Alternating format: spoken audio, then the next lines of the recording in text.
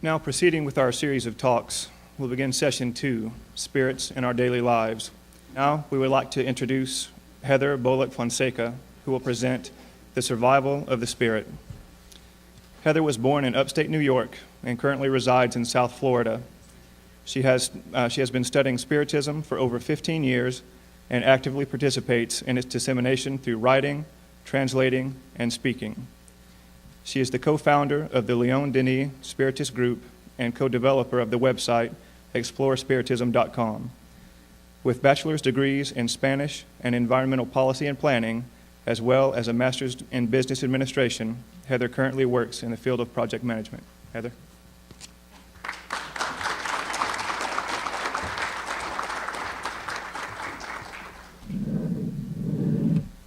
Good afternoon to all of you. I hope you're all enjoying today's symposium so far. As part of today's general theme, addressing André Luis's wonderful books on life in the spirit world, I'm going to talk about the topic, the survival of the spirit. Life goes on. I'll ask you to bear with me a little to start as I share some personal details. Almost 16 years ago, my grandfather's life here on earth came to an end. He'd been very sick, battling with cancer, and about a month after I graduated from college, he passed away. At least that's the only way I knew to refer to it at the time, though I really had no idea what that meant. Even though my grandfather's passing did not come as a shock in terms of surprise, it did come as a shock to me emotionally. And truthfully speaking, I didn't handle it very well. At times I was almost inconsolable, not even aware of the impact that I could be having on others, including the spirit of my grandfather himself. I vividly recall thinking to myself, how could this be the end? And if it is, then what was the purpose of this existence, of a life well lived, of all the learning and loving, if now it's just over? I questioned whether I'd ever see him again. My heart ached from the separation, and my mind searched desperately for understanding. This reality was now forcing me to come face to face with some long-held questions and uncertainties. So in the months to follow, I searched for answers. And fortunately, it was not long after that I was introduced to Spiritism. Although I had my doubts at first, upon an actual study of its history and teachings, I found that my initial skepticism quickly gave way to an overwhelming feeling of relief. So much so that now my tears were tears of joy. But I know that there are so many who struggle with the same doubts that I once had, or who live with their own tormented ideas or beliefs about death and what follows. But I also know now that Spiritism, as codified by Allan Kardec, offers an extraordinary collection of evidence and explanations that give us a solid basis on which to replace doubt, fear, and despair with conviction, courage, and consolation. And the fulcrum of this perspective is our very existence as immortal spirits.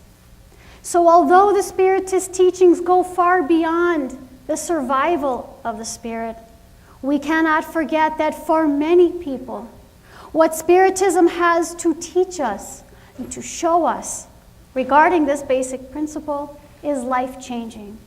And I know because not that long ago I experienced this for myself. As present-day Spiritists, we are so fortunate to include among our literary resources these books from the Life in the Spirit World series by André Luis and Chico Xavier. These books take those concepts that we study in other sources and put them in the format of true story novels that give us a behind-the-scenes look at events of everyday life as seen, interpreted, and even influenced by the spiritual realm. In the last novel of the series, The Book and Life Goes On, we accompany two main characters. The young woman, Evelyn, and the mature gentleman, Ernest, meet at a time in their lives when both are enduring a delicate illness and facing the same high-risk operation. So given the circumstances, their conversation turns to the topic of life after death. Ernest, a self-proclaimed seeker of truth, has some experience in reading about metaphysical topics. Evelyn is a devout Catholic, and only the reality of her illness would even have her entertaining Ernest's conversation. The questions, concerns, and possibilities that they ponder are the same ones that many of us contemplate, whether in open conversation or in the privacy of our deepest, most personal reflections. These two strangers develop an immediate affinity, and when it comes time to part their ways, they decide to leave it in God's hands as to whether or not they'd meet again. As the story progresses, we find that neither survives the operation, but they do meet again in the spiritual realm. Now, we'll come back to Evelyn and Ernest, but I'd like to pause here to mention a few things.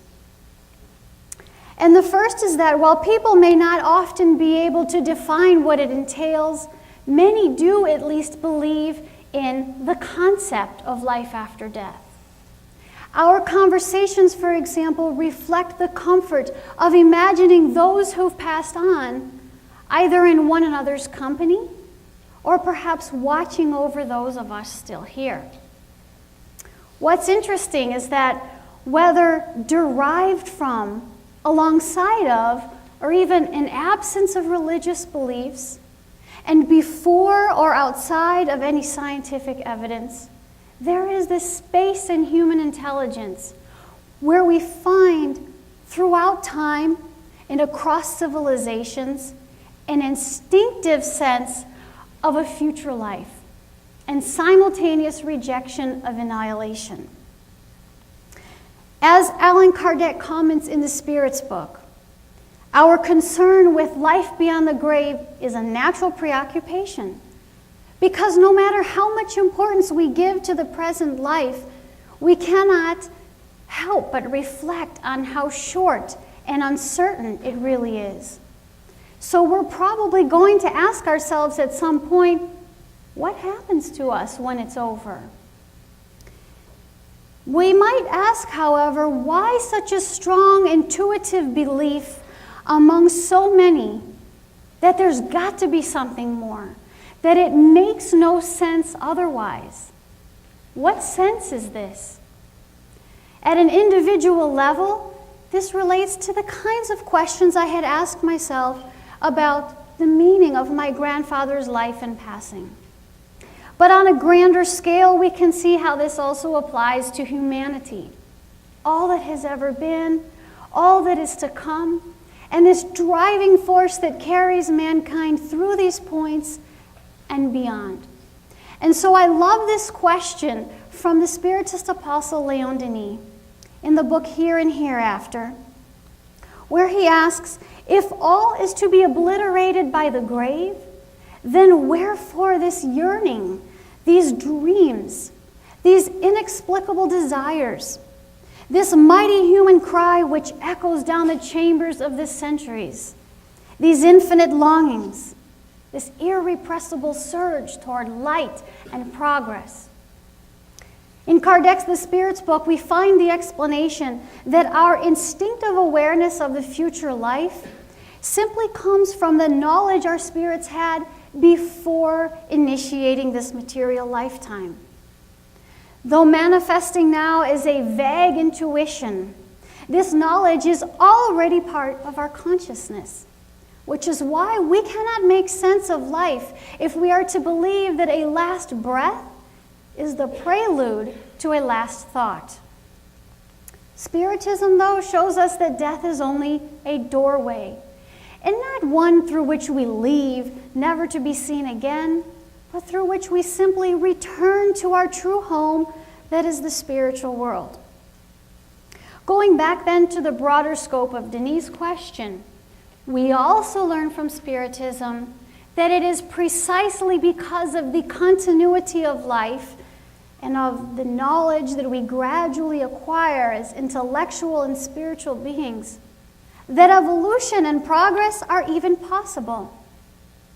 Generation after generation, just as lifetime after lifetime, we build on the achievements of yesterday as we strive toward the accomplishments of tomorrow.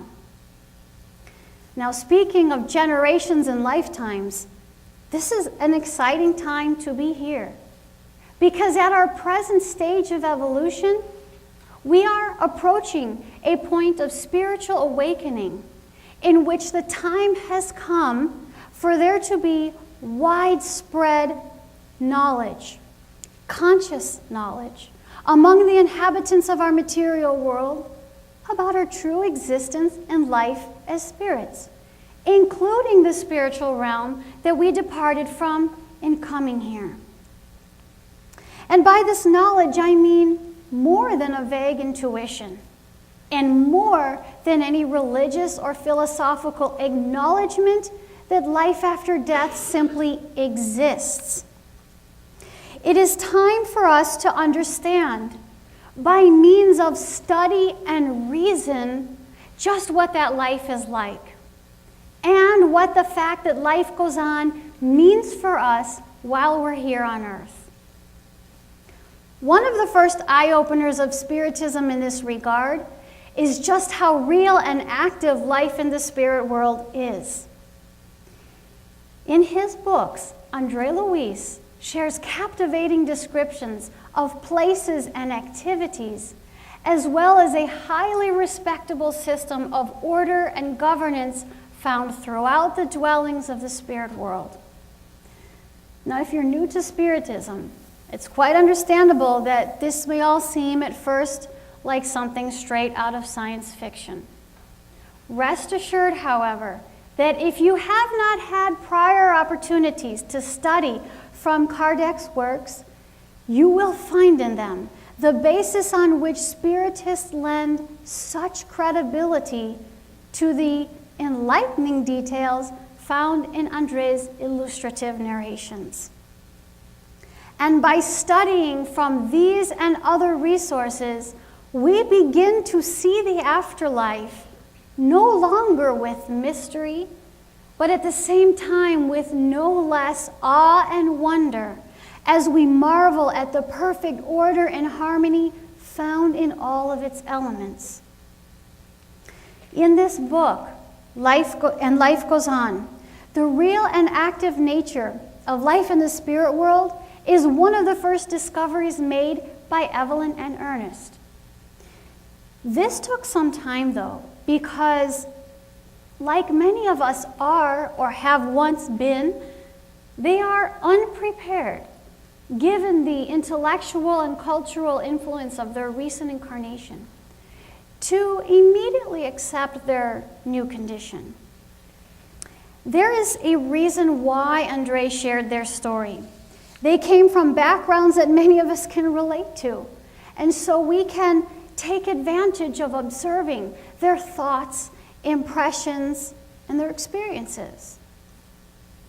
Evelyn and Ernest awake in the spiritual realm in a hospital setting, treated by doctors and nurses. The place looks and feels like a setting on earth. It's only later in conversation with other patients that they begin to hear rumors that they're no longer on earth. And the more that they see and hear, the more they begin to think that they've got to be in some kind of mental hospital. And they're also frustrated by the inability to visit or talk with loved ones. And for Evelyn in particular, the fact that she has to reconcile all of this with the religious beliefs of her incarnate life makes it all the more difficult for her to accept what she's hearing. Well, as the chapters go on, we find that both of them do come to understand and accept their new reality. And this happens through conversations with others at the hospital, through discussion with spiritual mentors, and eventually in special classes designed to help newly returned spirits in their rehabilitation. As we accompany the progression of their awakening, we learn along with them. So let's take a look at some of the insights that they acquire. Addressing the concerns of Evelyn especially, they learn how it is possible for matter of some sort to exist in both the material and the spiritual realms. They begin to use the power of thought to communicate and to travel over distances. They regain knowledge about the purpose of incarnate life as they start to learn about spiritual progress, free will, moral laws, charity, and spiritual ties. In confronting the pain of their regrets, they are comforted in learning that God's justice includes infinite, merciful opportunities for renewal. Now, I shall find in Spiritism, the spirit life is not one of idle contemplation. And so Evelyn and Ernest are introduced to the importance of service, and they're encouraged to give assistance to other spirits in need of help. And finally, they realize that just as their own thoughts, feelings, interests, and inclinations did not change with their disincarnation, the same is the case for any other spirit upon returning from life in the material world. And so they learn about the broad spectrum of living conditions found throughout the dwellings of the spirit realm, from the horrific to the splendorous, all created by the mental projections of souls drawn together by the law of affinity. Now, all of these concepts fall under teachings that make up the Spiritist doctrine. So just imagine the head start that we can have by being aware of all of this before it comes time for us to disincarnate. And yet, aside from these intriguing insights about life after death, what is just as, if not more meaningful, is what they reveal to us about life before death. And this is an important lesson for Evelyn and Ernest. As the friendship develops between them, so does their mutual trust. So Evelyn comes to learn that Ernest left behind a wife he cares greatly about, but he also has regrets, including a troubled relationship with his daughter and concerns for her future. Furthermore, his conscience is tormented by the memory of having taken the life of his own friend out of suspicion regarding the feelings between that friend and his wife. Ernest likewise comes to learn of Evelyn's past, including the struggles brought on by her illness, her own troubled marriage and her husband's affair, and a time in her life in which she wavered in her affections for two different men, until her decision to marry one of them apparently drove the other to take his own life. So things get quite interesting when finally, after refamiliarizing themselves with the workings of eternal law, these two companions are granted the opportunity to return and visit their former homes on earth. Neither of them could ever have imagined what they would find. Very quickly, the two realized why their spiritual mentors had waited so long in letting them go back, and the fact that the connection between the two of them goes far beyond the friendship that they've now formed. As far as the rest of the story goes, I'm going to have to leave you hanging a little bit because time will not allow us to really explore the further unfolding of events. All you have to do is get this book to find out exactly what happens. But let me just say that over the course of the chapters to follow, you will read about how Evelyn and Ernest must demonstrate what they've learned about love, self-control, forgiveness, and the goodness of God. First, they'll need to overcome the shock of what they find back at their earthly homes. And subsequently, they'll find themselves called upon to help unravel a delicate threads of discord running through a complicated web of entangled relationships that they are a part of. So together, they'll devise a path of redemption for all involved, acting as the spiritual caretakers for the ones that they'd left behind. They'll plan out a series of events, including the opportunity for some of the individuals to be reborn among others whose time on earth will not yet have come to an end. By exerting their influence from the spiritual realm, they'll also help to bring about the events of their plan. And the rebirths that result will create new relationships, ones that by the mercy and grace of God will offer the chance to reharmonize spiritual ties and to recover debts incurred before divine law. In this portion of the book, we witness the ability, when merited, of spirits who've left this world to return and visit those of us still here. We are given a behind-the-scenes look at how discarnate spirits influence our thoughts and actions, and we get a meaningful and inspirational glimpse at reincarnation and how it serves to facilitate both healing and learning. Underlying the entirety of this narrative is the meaning behind the truth that life goes on. In fact, we could umbrella a great deal of Spiritist principles under this single principle. Because Spiritism teaches us about the origin, nature, and destiny of spirits, none of which would be valid if it were not for the fact that we are immortal spirits.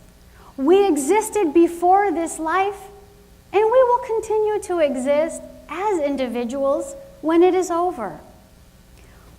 One of the first important consequences of this reality is the consoling certainty that the grave does not rob us of the affectionate and loving ties that we establish.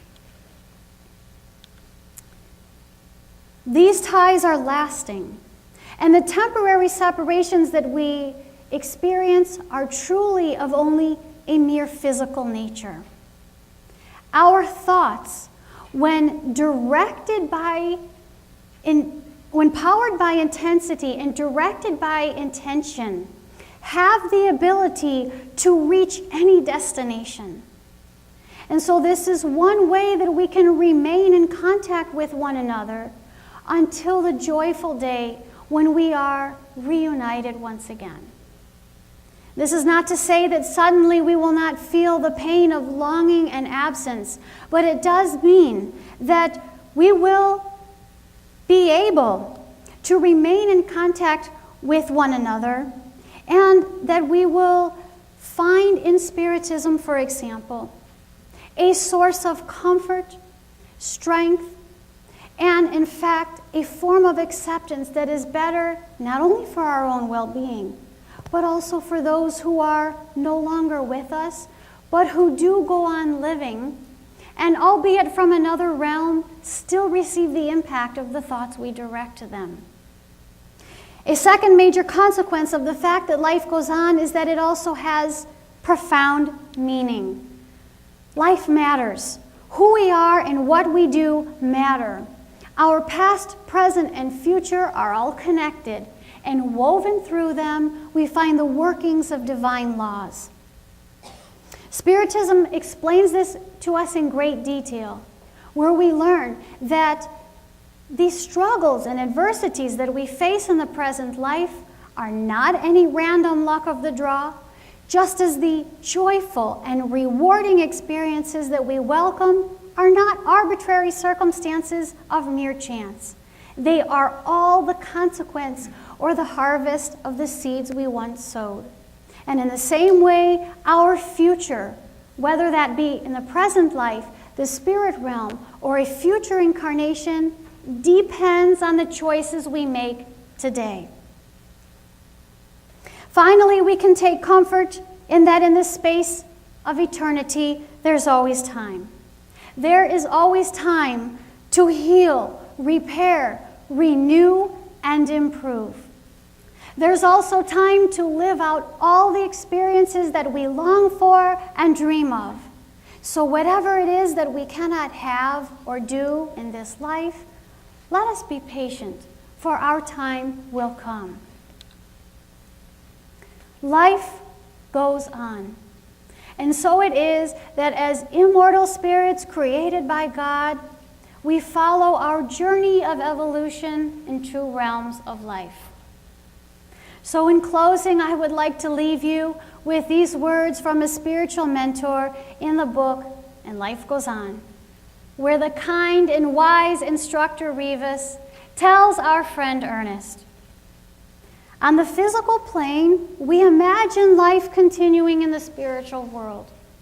In the spiritual world, we imagine ourselves correcting, readjusting, improving, and polishing that very same life on the physical plane. We are travelers from cradle to grave and from grave to cradle. We are reborn on earth and into spirituality as many times as it takes to learn, to renew, to rectify, and to progress according to the laws of the universe until we reach perfection. That is our common destiny. Thank you all so much for your attention.